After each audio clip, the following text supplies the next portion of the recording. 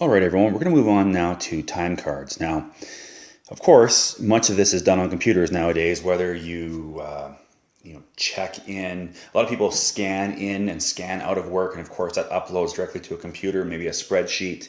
There are so many ways of doing this. But the point is, a time card, whether it be on paper or on the computer or on an app or whatever else, it is a way of accounting how many hours a person has worked. Now, you will do this as an employee, I hope, where you will account for how many hours you've worked. You want to keep your records.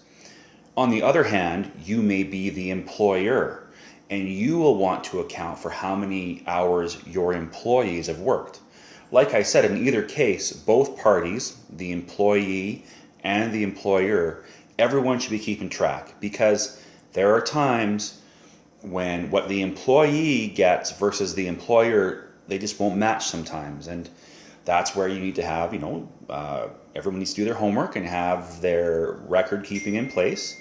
And it just helps ensure that everyone just kind of knows exactly what they're doing.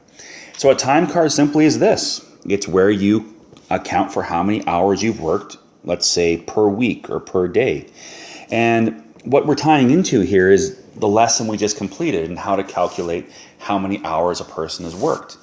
And, the solution is right down here, and I don't want to get into the math too much again.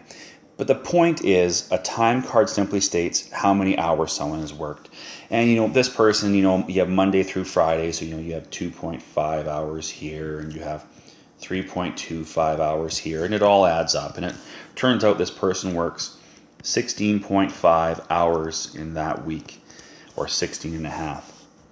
The only thing you need to know then is quite often that is used to determine how much a person is paid in the course of a week.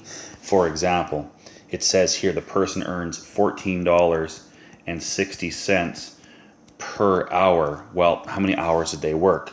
Well, we found out up here it was 16 and a half hours. So it's simply your rate of pay times your hours. So 16.5 hours. So I'll even put here, this is your rate of pay.